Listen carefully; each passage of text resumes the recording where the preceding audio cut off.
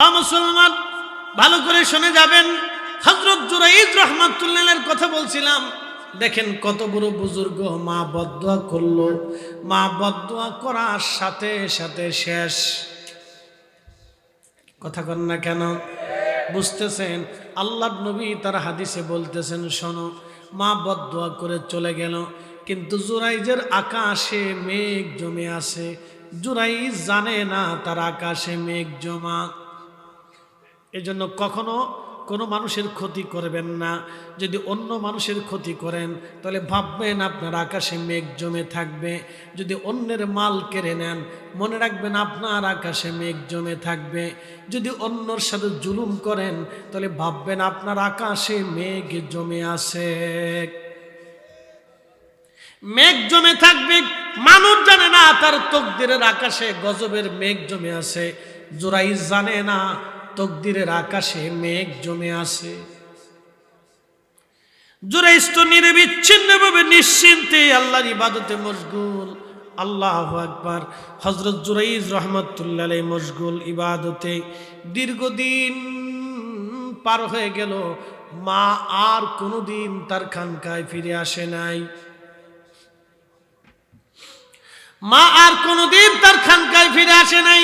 দীর্ঘদিন জুরাইজ খানকার ভিতরে ইবাদতে বিদ্যমান, কিন্তু জুরাইজ জানে না তার ভাগ্যের আকাশে মেঘ জমে আছে। তোমরা যারা আল্লাহর ওলিদের মাজার ভাঙ্গার চিন্তা করো, তোমরাও শুনে রাখো, তোমাদের ভাগ্যের আকাশে মেঘ জমে থাকবে, কখনো টেরও পাবে না। এই মেঘ যখন নামবে ঠেকানোর মতো আর কেউ দুনিয়াতে থাকবে না।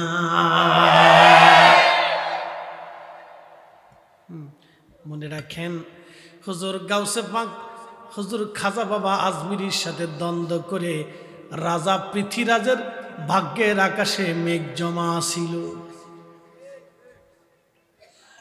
শাহজালাল ইয়ামানি মুজাদ্দিদের বিরুদ্ধে লাগার কারণে গুরু গোবিন্দের আকাশে ভাগ্যের আকাশে মেঘ জমেছিল। হযরত সাইয়েদুনা মুজাদ্দিদ আল ফিসানি আল ফারুকী রাদিয়াল্লাহু আনহুর সাথে দ্বন্দ্ব করে সম্রাট আকবরের ভাগ্যের আকাশে মেঘ জমেছিল। বাজান, খুব সাবধান, খুব সাবধান। আল্লাহর ওলিদের সাথে পাড়াপাড়ি যদি কেউ করতে চাও, শোনো, অনেকের চিন্তা আমরা ক্ষমতায় আসলে একটা মাজারও রাখবো না। তোমরা শুনে রাখো, এক নূরে পাগলারে ফুরাইয়া বিপদে আসো। আর যদি শাহজালালের মাজারে তোমরা হাত দিতে যাও, বাংলাদেশের ঘরে ঘরে আগুন লেগে যাবে। কি ভাবতেছেন আপনারা? হ্যাঁ, এত সহজ দুনিয়াটা? পাগল তো বহু কিছুই স্বপ্ন দেখে বাপ। পাগলের সুখ মনে মনে, রাত হলে তার আগুনে। একটু চা খাইলে ফুকায়ও আমার চা খাইতে দিত না, ভিতরে পড়ছে। যাক, করুক, আর কিছু করার নেই। না, শীতকালে শীত এসে গেছে, ফুকা কোত্থেকে আসে? না খামু, আবার পরে খামু। আল্লাহ, আমরা আল্লাহ গলা দিছি, একটা মাইক লাগে না। আপনি আজান দিতেন নি আগে? ঠিক আছে, এর লেগে তো একসাথে করেন আল্লাহ আকবার। কষ্ট হচ্ছে আপনাদের? বুঝিয়ে যাচ্ছি, ভালো করে বুঝেন। হযরত জুরাইজ রাহমাতুল্লাহি আলাইহি তিনি জানেন না তার আকাশে মেঘ জমে আছে, ভাগ্যের আকাশে মেঘ। মাঝে মধ্যে তার খানকার পাশে একটা রাখাল এসে ঘুমাইতো। ওই রাখালের সাথে ওই এলাকার একটা মেয়ের অবৈধ সম্পর্ক হয়।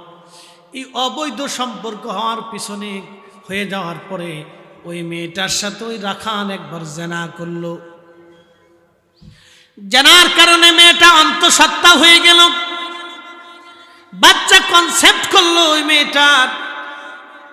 যখন মেয়েটা বুঝতে পারলো তার পেটের ভিতরে বাচ্চা কনসেপ্ট হয়েছে, মেয়েটা চিন্তায় পড়ে রাখালের কাছে আসলো। রাখাল, তোমার সাথে জেনা করার কারণে আমি অন্তঃসত্ত্বা হয়েছি, গর্ভবতী হয়েছি, এখন উপায় কি? মানুষ জানবে, সমাজ জানবে, আমার কি হবে, তোমার কি হবে? যদি মানুষ জানে তাহলে আমাকেও হত্যা করবে, তোমাকেও মেরে ফেলবে। রাখাল ডাক দেখায়, হে সুন্দরী শোনো, তুমি আমার সাথে জানা করেছে, আমিও তোমার সাথে জানা করেছি, আমরা দুজনই সমানভাবে অপরাধী, কিন্তু দুইজনকেই বাঁচতে হবে। বলে কিভাবে বাঁচবো বলো? বলে দেখো, আমি যার খানকার পাশে রাত্রিবেলা ঘুমাই, এই জুরাইজ এই এলাকার বিরাট বড় বুজুর্গ, লোকেরা তোমাকে জিজ্ঞেস করবে তুমি কার মাধ্যমে অন্তঃসত্ত্বা হলা, তখন তুমি জুরাইজের নাম বলবা, কারণ জুরাইজের নাম যদি তুমি বলো তাহলে তাকে মানুষরা খুব শ্রদ্ধা করে, তাহলে তার দিকে তাকায় হলো তোমাকেও, তুমিও বেঁচে যাবা, জুরাইজও বেঁচে যাবে, তুমিও বেঁচে যাবা। আর আমার নাম যদি বলো তাহলে আমিও মারা যাব, তুমিও মারা যাবা। মার বদদোয়া কবুল হয়েছে কিনা? জোরে বলেন, আরো জোরে। তাহলে মার দিকে চেঁচামেচি করবি নি রে ভোলাপান। ও আর শুনে গেছে কালকে যেহেতু যুদ্ধ লাগে দিবে না। শুনে যান যুবক আমার, ভালো করে শুনে যাবেন। ওই রাখাল যখন বলতেছে তুমি এইভাবে বলো, তুমিও বেঁচে যাবা, আমিও বেঁচে যাব রে সুন্দরী নারী, মহিলার চিন্তা আমাকে বাঁচতে হবে। যখন সমাজ জানলো অমুকের মেয়ে অন্তঃসত্ত্বা কিন্তু বিয়ে হয় নাই, সর্বনাশ। এই কথা জানার পরে হযরত জুরাইজ রহমাতুল্লাহ তখনও কিছু জানেন না, তার আকাশে মেঘ জমে গেছে, বিপদ সামনে দাঁড়িয়ে গেছে, মায়ের বদদুয়া আল্লাহর আসমানে কবুল হয়ে গেছে। ও কালিসীমা বিজয়নগরবাসী, হযরত জুরাইজ রহমাতুল্লাহ আলাইহি কিছুই জানেন না, তিনি তো খানকা ইবাদতে মশগুল। এলাকার লোকেরা ডাকলো, ও মহিলা তুমি বলো বিয়ে হলো না তোমার, অন্তঃসত্ত্বা কেমনে হলাম? তখন মহিলা বলতেছে দেখো, তোমরা যারা বিরাট বড় বুজুর্গ অলি মনে করে থাকো, ওই যে জুরাইজ যার জন্য তোমরা খাবার পাঠাও, হাদিয়া তোহফা পাঠাও, নাজরানা পাঠাও, যাকে বিরাট বড় বুজুর্গ অলি মনে করে থাকো, উনি ওনার খানকার ভিতরে নিয়ে আমার সাথে জেনা করেছে, সেই জেনার কারণে আমি অন্তঃসত্ত্বা হয়ে গেছি।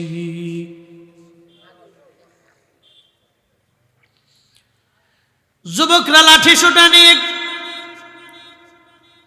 সমস্ত মানুষেরা দৌড়ে জুরাইজের খানকার উপর আক্রমণ করলো, আগুন দিয়ে খানকা পুড়িয়ে জুরাইজকে ঘর থেকে বের করে লাঠি দিয়ে মারতে লাগলো।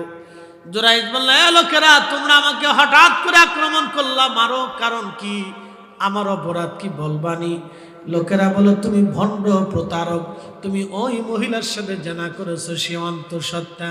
জুরাইজ বলল, ওই মালিকের কসম করে বলি, যেই মালিক আমার হায়াত এবং মৃত্যু দিয়েছে, আমি তাকে জীবনে কোনোদিন একটা নজরে দেখিও নাই, জানা করা তো দূরের কথা। কথা তো সত্য, কিন্তু বদদুয়া তোমার, বদদুয়া লেগে গেল মার, কথা তো সত্য। এই যুবক, এই জন্য বাবা মার বিরুদ্ধে দাঁড়িয়ে তুমি আকাশ চুম্বী ইবাদত নিয়েও যদি দাঁড়াও, কাজ হবে না। আবার বলি, বাবা মার বিরুদ্ধে তুমি যদি আকাশ চুম্বী ইবাদত নিয়ে দাঁড়াও, কাজ হবে না। আমি আবার বলতেছি, বাবা মার বিরুদ্ধে তুমি যদি আকাশ চুম্বী ইবাদত নিয়েও তুমি যদি দাঁড়াও, কাজ হবে না, কাজ হবে না, কাজ হবে না, কাজ হবে না, কাজ হবে না, কাজ হবে না। হযরত জুরাইজ রাহমাতুল্লাহি আলাইহি কিছু জানেন না, তিনি তাকে লোকেরা ধরে নিয়ে গেল। সুদী সমাজ যারা বিচারক ছিল তারা বলল, দেখো মানুষটাকে এইভাবে মেরো না, আগে বলো কি হয়েছে। বলতেছে দেখো, এই মহিলা বলতেছে জুরাইজ তার সাথে জেনা করেছে, এই জন্য সে অন্তঃসত্ত্বা। এখন বলো উপায় কি, ব্যবস্থা কি? লোকেরা বলল, জুরাইজ তুমি কি জেনা করেছো? জুরাইজ বলে, না, আল্লাহর কসম আমি তাকে চিনিও না, দেখিও না, জেনা করব কেমনে? বলে, জুরাইজ শোনো, এই মহিলা অন্তঃসত্ত্বা, এটা তো সঠিক, মহিলার পেটে বাচ্চা, অবশ্যই এটা সঠিক। মহিলার পক্ষে দলিল হলো তার পেটের বাচ্চা, যদি বাচ্চা না থাকতো তাহলে আমরা ভাবতাম সে মিথ্যাবাদী, কিন্তু মহিলার পেটে তো বাচ্চা, মহিলা বলতেছে এটা তোমার বাচ্চা। জোরাইজ রে, তুমি যে মহিলার সাথে জানা করো নাই, তোমার কি কোনো প্রমাণ আসেনি বলো? কি মুশকিল। তখনকার দিনে তো আর ডিএনএ টিএনএ আবি যাবে এইগুলো ছিল না। হযরত জুরাইজ বললেন, দেখো গো, মহিলার পেটের বাচ্চা, মহিলা অন্তঃসত্ত্বা সত্য, কিন্তু আমি জানা করি নাই, আমার কাছে তো তেমন কোনো প্রমাণ নাই। বলে জুরাইজ, প্রমাণ যদি দিতে না পারো তাহলে আমরা ধরে নিব তুমি এই মহিলার অন্তঃসত্ত্বা হওয়ার তুমি, কারণ এই মহিলার পেটে যেই বাচ্চা এসেছে এই বাচ্চার মালিক তুমি জুরাইজ, সেই জন্য তোমার বিচার করা হবে। যদি প্রমাণ তুমি দেখাইতে পারো তাহলে তোমাকে ছেড়ে দেওয়া হবে। জুরাইজ ডাক দিয়ে বলল, সমাজের লোকেরা, আমি যদি প্রমাণ দেই তোমরা কি মানবা? বলে হ্যাঁ, অবশ্যই মানব। শোনো, ওই মহিলার যেই পেটে বাচ্চা আছে ওই বাচ্চাটাও আমার সাক্ষী। বলে জুরাইজ রে, পেটের বাচ্চা কি করে সাক্ষী হবে? বলে এই বাচ্চাটা প্রসব হওয়ার পরে আমি ছোট্ট শিশুর কাছে জিজ্ঞাসা করব আমি তার বাবা নাকি অন্য কেউ তার বাবা। লোকেরা বলল, জুরাইজ, শিশু বাচ্চা কি মার কোল থেকে কথা বলবে? জুরাইজ বলল, হ্যাঁ, আমি বললে শিশু বাচ্চা কথা বলবে। একবার জোরে বলা যাবে কি আল্লাহু আকবার?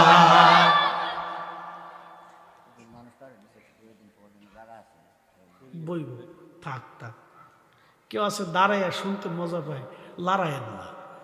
আমি জীবনে বহু জায়গায় দেখছি, যদি কেউ একটু লাড়েন তো উঠতে জায়গা, এই জন্য কোনো লাড়ালাড়ি দরকার নাই। কেউ দাঁড়ায় মজা পায়, বইলে অনেকের অসুবিধা আছে, তো দাঁড়াক না, অসুবিধা নেই, শুনলেই সারে। কেউ যদি ফা উপর ফিলে দিয়ে শুনতে চায় আমি তাও শুনি, অসুবিধা নেই। কেউ যদি শুয়ে শুনতে চায় আমি তাও শুনি, তাও অসুবিধা নেই, কোনো অসুবিধা নেই, যেমনি পারেন এমনি শুনে। একসাথে বলেন আল্লাহু আকবার। ফাইদা কাদাইতুমুস সালাতা ফাযকুরুল্লাহা কিয়ামা।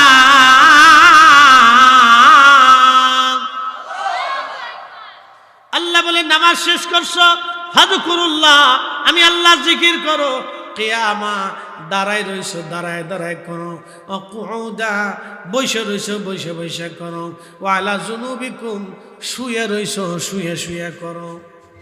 মারহাবা কোন। কেউ যদি শুয়ে শুনতে চায় আমার নিষেধ নাই, কেউ যদি বসে শুনতে চায় তাও আমার নিষেধ নাই, কেউ যদি দাঁড়ায় শুনতে চায় তাও আমার নিষেধ নাই। অনেকে জিকির করতে করতে বাসের মধ্যে ঝুলে, আমাকে ঝুলতে দাও, তাও আমি নিষেধ করব না। ও ঝুলুক, ও জিকির করতে করতে ঝুলতে মন চাইতে ঝুলুক। ও ঝুলে ঝুলে তো আর রাম রামায়ণ বলতেছে না, ও ঝুলে ঝুলে আল্লাহ আল্লাহ করতেছে। কথা কর না কে? তো রাম রাম বলতেছে না, ও আল্লাহ আল্লাহ বলতেছে, তো বলুক। ঝুলে ঝুলে যদি আল্লাহ বলে তো বলুক।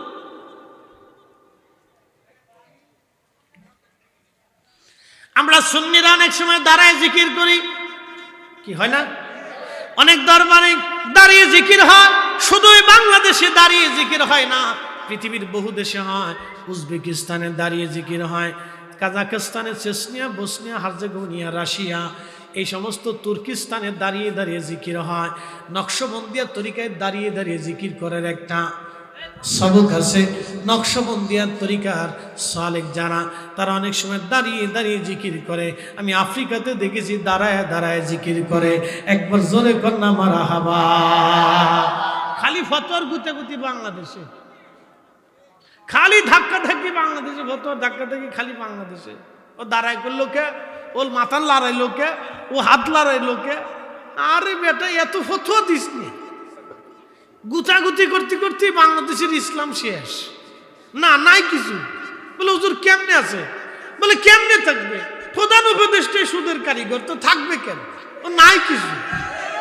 আপনি ঠিক করলে ঠিক, না ঠিক করলে ঠিক, নাই কিছু। তো বাজান, ভালো করে শোনেন, ভালো করে শুনে যাবেন। হযরত জুরাইজ রাহমাতুল্লাহর কথা বলছিলাম। জুরাইজ মার বদদুয়া কবুল হয়ে গেল, কাজে লেগে গেল। লোকেরা বলল, জুরাইজ তাহলে তুমি ততদিনে রিমান্ডে থাকবা, জেলখানার মধ্যে আবদ্ধ থাকবা যতদিন এই বাচ্চা প্রসব না হবে। একসাথে জোরে বলেন আল্লাহু আকবার, একটু জিকির করি লা ইলাহা, জোরে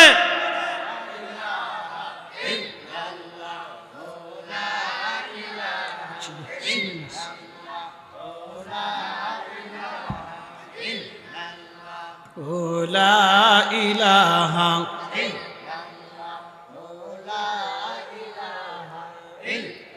হাসবি রাব্বি জাল্লাল্লাহ মা ফি কলবি গায়রুল আহা নূর মুহাম্মদ বলি নূর মুহাম্মদ পড়ি লা ইলাহা ইল্লাল্লাহ লা ইলাহা ও লা ইলাহা লা ইলাহা লা ইলাহা ইল্লাল্লাহু মুহাম্মাদুর রাসূলুল্লাহ সাল্লাল্লাহু আলাইহি ওয়াসাল্লাম। আল্লাহর ওলি জুরাইজ জেলখানার ভিতরে বাচ্চা প্রসব হওয়ার পরে ওই বাচ্চাটাকে আনা হবে, জিজ্ঞাসা করা হবে। দেখেন মার বদদুয়া আল্লাহর দরবারে কবুল হলো।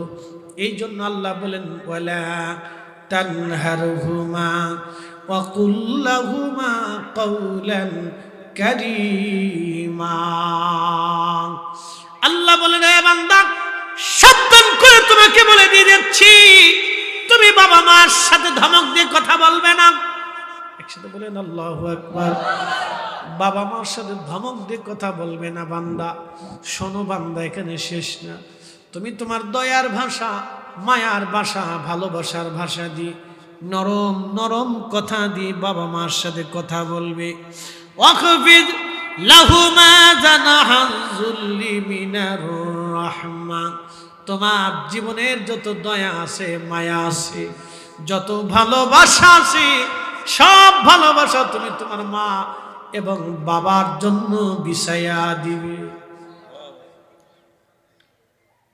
ভালো করে বুঝে যাবেন, আমি আল্লাহর ভাষা দিয়ে আপনাদেরকে ওয়াজ শোনাচ্ছি, রসুলের ভাষা দিয়ে ওয়াজ শোনাচ্ছি, নবীর হাদিস থেকে ঘটনা কাসাস আপনাদেরকে শোনাচ্ছি, আল্লাহর কোরআন শরীফের কথা আপনাদেরকে শুনিয়ে দিচ্ছি।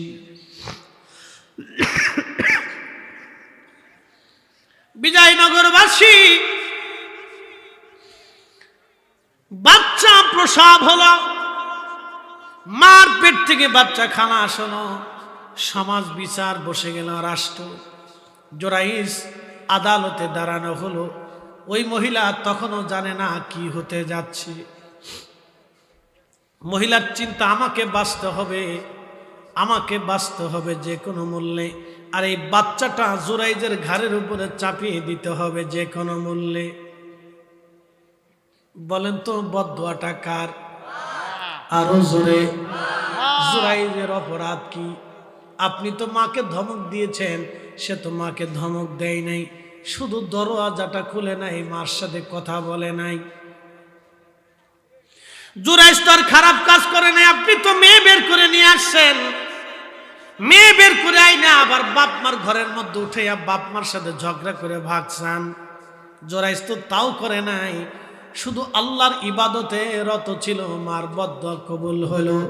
ভাবতেছে আপনার আকাশে সূর্য উঠবে, না না না, বাবা মারে কষ্ট দিয়া ভাগ্যের আকাশের সূর্য উদয় হবে না, ভাগ্যের আকাশে কালো ঘন মেঘ জমে থাকবে। এমন সময় ওই মেঘগুলি আপনার মাথার উপরে ছোটানো হবে, যা আপনি দিশে খুঁজে পাবেন না। কথা কন না কেন? জিন্দেগির তোরে শিখে যাবে, জিন্দেগির তোরে আমার এই কথা বুঝে যাবে। রাসূল করিম সাল্লাল্লাহু আলাইহি ওয়াসাল্লাম শিক্ষা দিয়েছিলেন। মহিলারা ভালো করে শুনেন, খালি তো স্টার জলসা দেখে ক্লিকবাজি শিখেন যে কেমনি ক্লিক মারা যায়।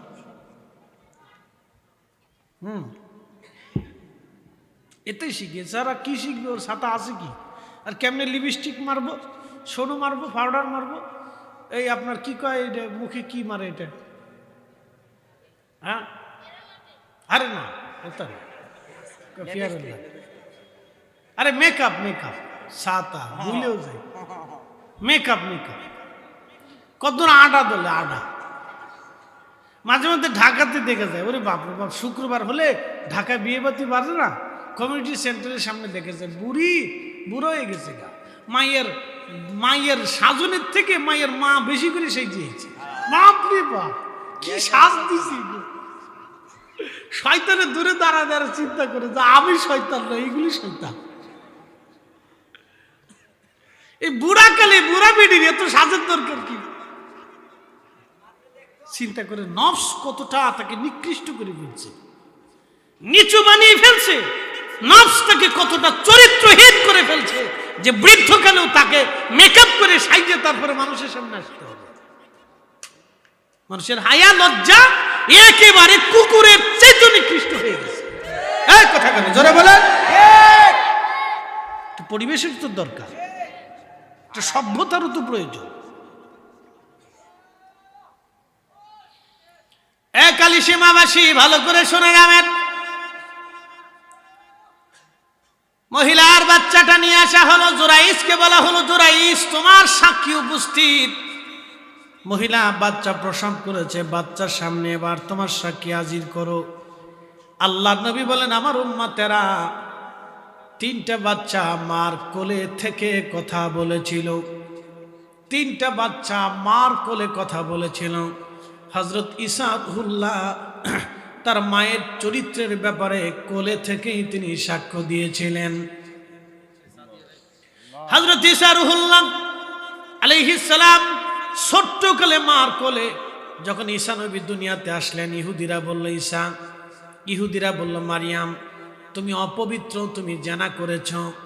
তখন হযরত মারিয়াম বললেন, না আমি পবিত্রা, আমি তাহেরা, আমি তাইয়্যিবা, কোনো পুরুষ আমাকে কোনোদিন দেখে নাই, কোনো বেগানা পুরুষ আমার শরীরে কখনো স্পর্শ পর্যন্ত করে নাই।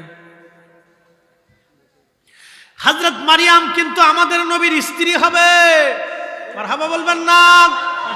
আল্লাহর নবী হযরত আল্লাহর নবীজি খাদিজাকে বলেছিলেন, খাদিজা তুমি শোনো, জান্নাতে তোমার যিনি সতীন হবে তিনি কিন্তু হযরত মারিয়াম। একসাথে বলবেন না আল্লাহু আকবার। আম্মা জানের ব্যাপারে নবী বলেছিলেন, খাদিজা তুমি তাহেরা তাইয়্যিবা, আর আমার মারিয়ামও তাহেরা তাইয়্যিবা। আল্লাহু আকবার। না হয় না, আরো জোরে জোরে জোরে। তাহেরা তাইয়্যিবা, পবিত্রা পবিত্রা, সতী সাধবী, যাদেরকে বেগানা পুরুষ কখনো স্পর্শ করে নাই। ভালো করে শুনে যাবেন, হযরত মারিয়াম আলাইহিস সালাম যখন ইহুদিরা বলল তুমি নাপাক, তুমি জিনা করেছো, তুমি অপবিত্র, তখনই হযরত ঈসা রূহুল্লাহ মার কোলের মধ্য থেকে জবান খুলে দিলেন। হযরত ঈসা রূহুল্লাহ ডাক দিয়ে বলেন, হে মানুষেরা তোমরা শোনো, আমি ঈসা রূহুল্লাহ, আমার জননী আমার মা পবিত্রা, সতী এবং সাধবী, কোন পুরুষের মাধ্যম দিয়ে আমি দুনিয়াতে আসি নাই। আল্লাহ আমাকে সরাসরি রূহের মাধ্যমে সৃষ্টি করেছেন। একবার জোরে বলা যাবে কি আল্লাহু আকবার? নবীজি বললেন, দুই নাম্বার বাচ্চা মার কোলের ভিতরে, দোলনার ভিতরে কথা বলেছিল, তিনি হযরতে ইউসুফ আলাইহিস সালামের সাক্ষী। হযরত ইউসুফ আলাইহিস সালামের সাক্ষী। জুলাইখা ইউসুফকে ঘরের মধ্যে নিয়ে গেল, 7টা দরজা মেরে দিল।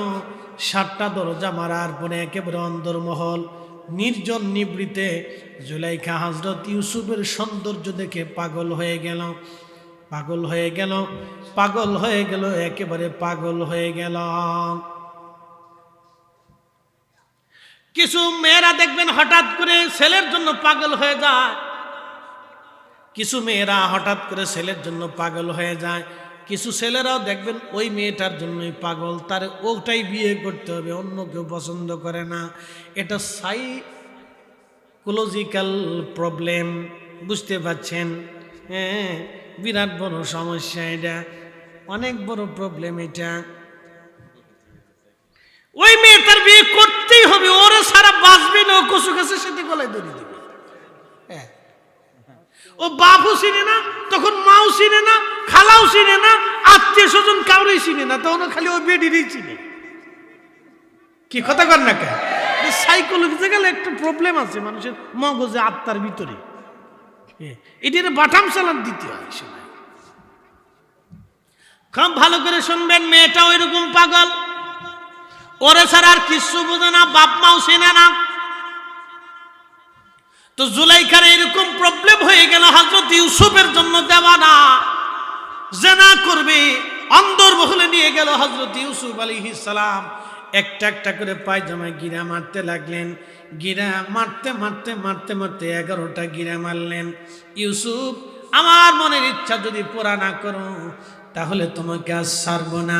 হযরত ইউসুফ বললেন, জুলাইখা, আপনি আমার মনিবের স্ত্রী, আমার মনিব আমাকে বিরাট বড় বিশ্বাস করে, এত বড় নাফরমানি আমি করতে পারি না, আপনি আল্লাহকে ভয় করেন।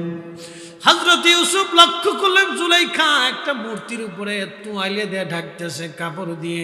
বলে, জুলাইখা রে, তুমি মূর্তিখানা ঢাকো কেন? জুলাইখা ডাক দেখে, ইউসুফ, এটা আমার দেবতা ভগবান, আমি তোমার সাথে এখন জেনা করব, ভগবানের দেখলে বেজার হবে, এই জন্য কাপড় দিয়ে ঢেকে রাখতেছি। হযরত ইউসুফ ডাক দেখে, জুলাইখা, তোমার ভগবানের কাপড় দিয়ে ঢাকলে দেখবে না সত্য, কিন্তু আমার একজন মালিক আছে, রব আল্লাহ, আল্লাহ আল্লাহ আল্লাহ, এমন কোন স্থান নাই যেখানে আমার খোদার নজর না আছে। আসতে হলো কেন, জোরে বলেন। তখনই হযরত ইউসুফ আলাইহিস সালাম দেখলেন দেওয়ালের ভিতরে হযরত ইয়াকুবকে দেখা যায়। হযরত ইয়াকুব মুখের মধ্যে আঙ্গুল নিয়ে বলেন, ইয়া ইউসুফ লা তাকরাবুজ জিনা, ইউসুফ রে, জিনার কাছে সাবধান যাবি না। ওই দৃশ্যখানে দেখে হযরত ইউসুফ একটু দৌড় মারলেন। আল্লাহ জিবরাইলকে বলেন, জিবরাইল, আমার ইউসুফ জিনার থেকে পালাচ্ছে, আমি আল্লাহর দিকে ফিরে যাচ্ছে, তাড়াতাড়ি করে দরজা খুলে দাও। টাস টাস করে হযরত ইউসুফের দরজা খুলে গেল। 7ম নাম্বার দরজা খুলে যাওয়ার পরে দেখলেন আজিজে মিশর, মিশরের যিনি প্রধান উজির, তিনি দাঁড়িয়ে আছেন। কি ব্যাপার ইউসুফ, ব্যাপার কি, দৌড়াও কেন? জুলাইখা পিছন দিক থেকে জামা টেনে ধরলেন, জামা টেনে ছিঁড়ে ফেলে দিলেন। ইউসুফ জামা ছিঁড়ে জামা রেখে দিয়ে দৌড় দিলেন। ইউসুফ, দৌড়াও কেন? তখনই জুলাইখা ডাক দেখায়, স্বামীরে, একটা বেয়াদব গোলাম আপনি আমার ঘরে দিয়েছেন, সে আমার অন্দরমহলে আমার সম্মানহানি করতে গিয়েছিল, দেখেন আমি তার জামা টেনে ছিঁড়ে রেখে দিয়েছি।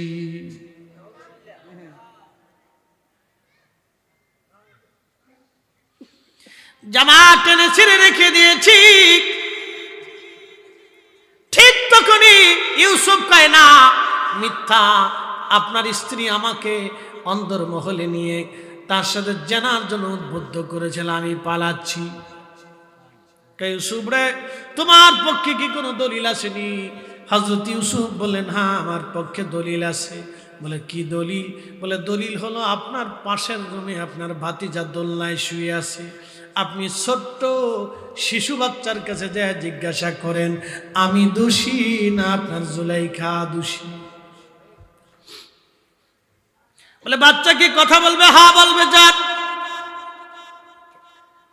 আজিজে মিশর ছোট্ট দোলনায় থাকা বাচ্চার কাছে যা জিজ্ঞেস করলেন, ভাতিজা বলো, আজকের ঘটনায় আমার স্ত্রী জুলাইখা দোষী না আমার ইউসুফ দোষী?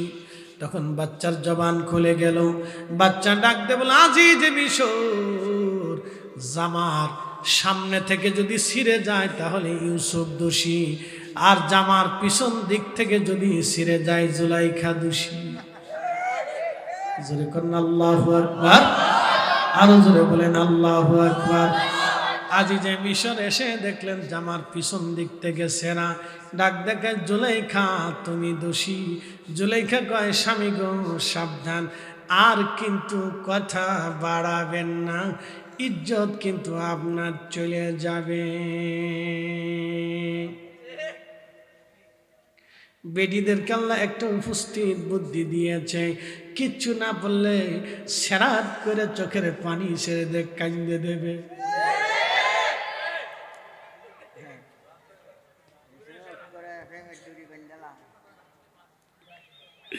মানুষ বানাইছে আল্লাহ প্রেমের কার।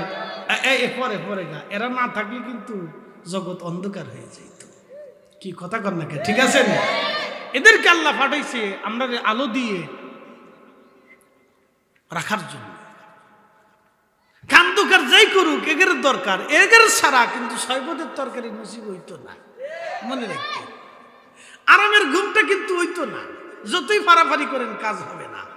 আদম আলাইহিস সালাম জান্নাত দিয়ে দিছে, জান্নাতে দিছে, পাহাড়ে পর্বতে কত কিছু, তারপরে ভালো লাগে না, মন বেজার।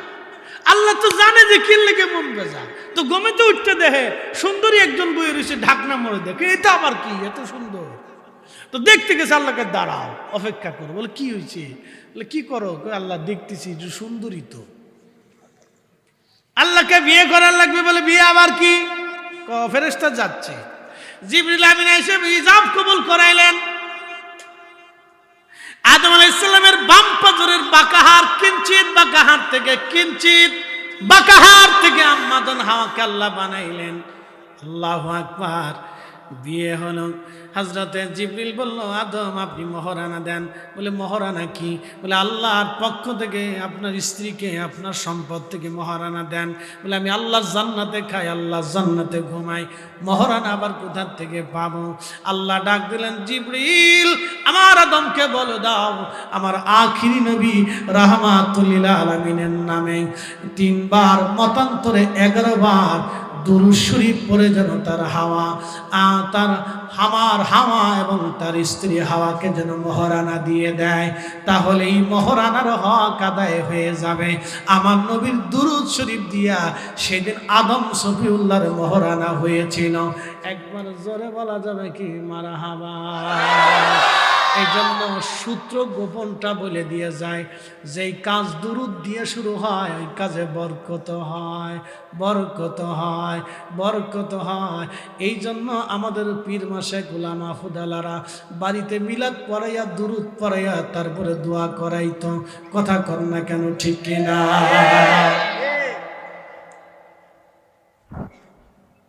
রহস্য আছে, প্রত্যেক ইবাদতের রহস্য আছে। এই জগৎ আপনারা বুঝবেন না, এটা আলাদা জগৎ। এ মুসলমান ভালো করে শুনে যাবেন হাজিরিন, হযরত জুরাইজের কথা বলছিলাম। প্রিয় নবী বললেন 3 নাম্বার বাচ্চা হলো জুরাইজের সাক্ষী। হযরত জুরাইজ বললেন বাচ্চাটাকে আমার কাছে আনো। বাচ্চাটাকে আনা হলো। হযরত জুরাইজ শাহাদাত আঙ্গুল দিয়ে বাচ্চার তলপেটের মধ্যে ধাক্কা দিলেন, এ বাচ্চা বলো আমি তোমার বাবা নাকি অন্য কেউ?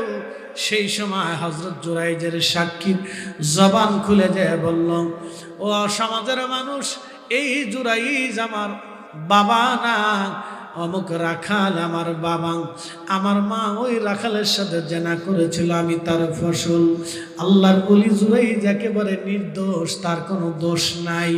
একবার জোরে বলেন আল্লাহু আকবার।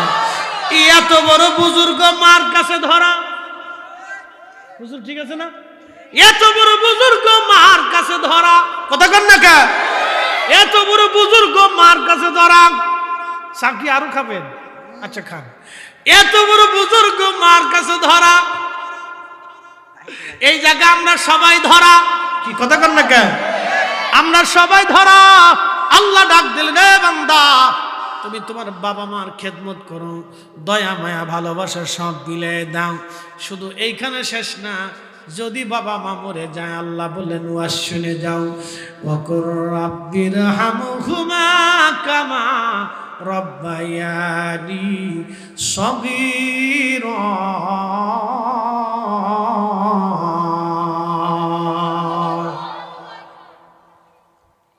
মাকালের ফল দেখতে ভালো, উপরে লাল নীল ভিতরে কালো। মাকালের ফল দেখতে ভালো, উপরে লাল নীল ভিতরে কালো। ওরে সারা জীবন এমনি গেল দয়াল, সারা জীবন এমনি গেল, খাইতে আমরা পারলাম না। যার ভিতরে নাই রসুলের প্রেম, তার সাথে ভাব কইর না।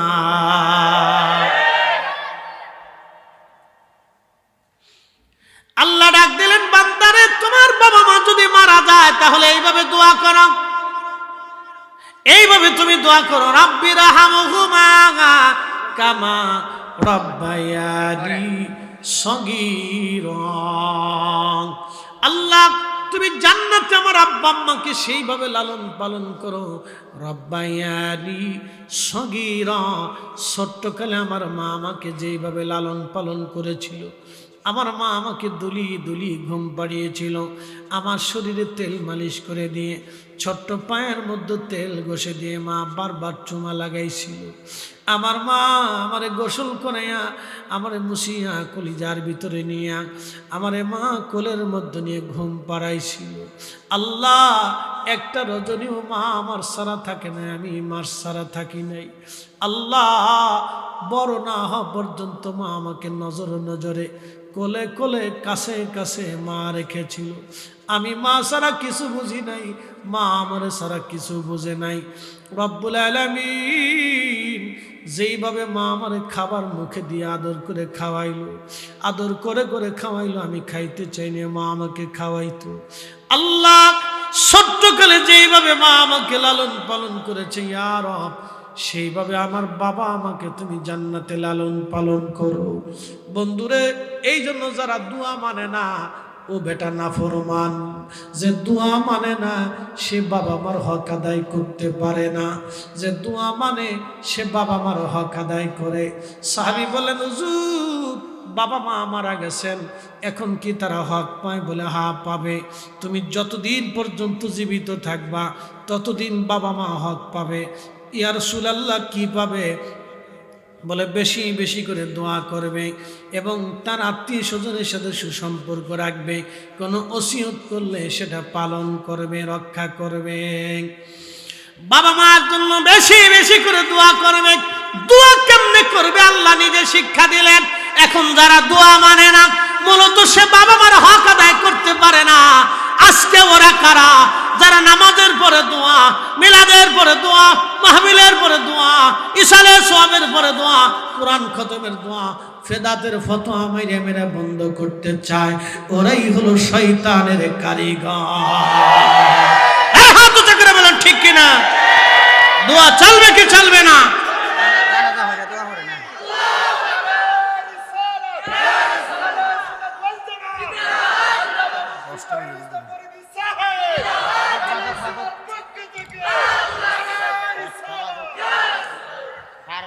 দোয়া চলবে কি চলবে না? মিলাদ হবে কি হবে না? কোরআন খতম চলবে কি চলবে না? আল্লাহ চালাইবার তৌফিক দিক, সকলে বলেন আমিন। বাবা মার খেদমতের ওয়াজ করলাম, সাবধান। আবার বলতেছি, কাবা শরীফের গিলাফ দিয়েও যদি কবরে দেওয়া হয় জান্নাত হবে না, যদি বাবা মা বেজার হয়ে যায়। সোজা হিসাব, একেবারে ডাইরেক্ট অ্যাকশন মেরে দিছি। বাকি ঝুঁকি আমার কাছে নাই, বাকি ঝুঁকি নাই। এই জন্য যেখানেই থাকবেন, বাবা মা যদি আপনার জীবনের সব কিছু নিয়েও যায়, তারপরেও কোনো আপনি বাবা মাকে দোষ দিতে পারবেন না। বলে দিয়ে যাই, আপনি অনেক পরিশ্রম করছেন, বাবা মা আপনার থেকে সব নিয়ে গেছে, যাক নিয়ে যাক, কিচ্ছু বললেন না। আপনার থেকে সম্পদ নিয়ে যদি আপনার ছোট ভাইরে দিয়ে দেয়, দিয়ে দিছে, কিছু বললেন না, দোষ দিয়েন না, রাগ করেন না, গালি দিয়েন না, ধমক দিয়েন না, বিচ্যুত হয়েন না, তাকে জুদা করে দিয়েন না, তার থেকে জুদা হয়েন না।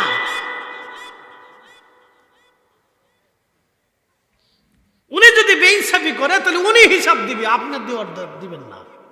কি কথা ঠিক আছে না? উনি যদি আপনার সাথে বেইনসাফি করে তাহলে উনি রবের কাছে জবাব দিবে, কিন্তু আপনি যদি বেইনসাফি করতে চান তাহলে আপনার সর্বনাশ হবে। কারণ উনি কিন্তু আপনাকে দিয়ে আসে নাই, ওনার মাধ্যম দিয়ে আপনি দুনিয়াতে আসছেন। উনি কিন্তু আপনাদের দিকে দিয়ে আসে নাই, ওনাদেরকে দিয়ে আপনি আসছেন। এই জন্য বাবা মার খেদমতের প্রতি বিরাট নজর রাখবেন। মা বোনদের দৃষ্টি আকর্ষণ করি, যেই স্বামী আপনার শ্বশুর শাশুড়ির খেদমত করবে না, ওই স্বামীকে আপনি বুঝাইয়া খেদমত করান। মনে রাখবেন, যেই স্বামীটা, যেই পুরুষটা নিজের বাবা মা থেকে জুদা হয়ে যায়, ওই পুরুষটা একদিন আপনার থেকেও জুদা হয়ে যেতে পারে। কি হিসাব তো সহজ। যে তার বাবা মার সাথে বেইমানি করে, সে স্ত্রীর সাথে করতেই পারে। কারণ স্ত্রীর সম্পর্ক তো এক শব্দে, তালাক দিলাম, এক তালাক দিলাম তো শেষ। কি কথা ঠিক আছে না ভাই? স্ত্রীর সাথে সম্পর্ক কি? এক তালাক দিলাম তো শেষ, এক শব্দে শেষ হয়ে গেল সম্পর্ক। আর বাবা মা কিয়ামত পর্যন্ত যদি সন্তান বাবা মার সাথে রাগ করে, তো বাবা মাই থাকে। তো সেই সন্তান যদি বাবা মার সাথে বেইমানি করে, তো আপনার সাথে বেইমানি করবে। এটা তো সহজ হিসাব। আপনি বুঝেন না কেন? আপনি উল্টে বাবা মা থেকে আপনি তার সন্তানদের সরিয়ে নিয়ে আসতেছেন ফুসলিং ফাসলিং মিডিয়া। কাজ হবে না তো। আপনি তো বলদ, আপনি বুকার স্বর্গে বাস করতেছেন।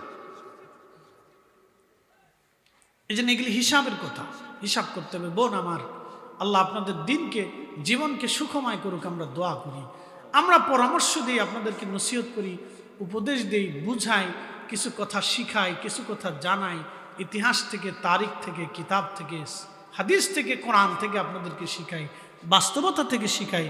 আপনাদের জীবন জিন্দিগি যাতে সুন্দর হয়, ইসলাম কি জিনিস যাতে আমরা বুঝতে পারি। আল্লাহ আমাদেরকে বুঝার তৌফিক দিক। সকলে বলেন আমিন।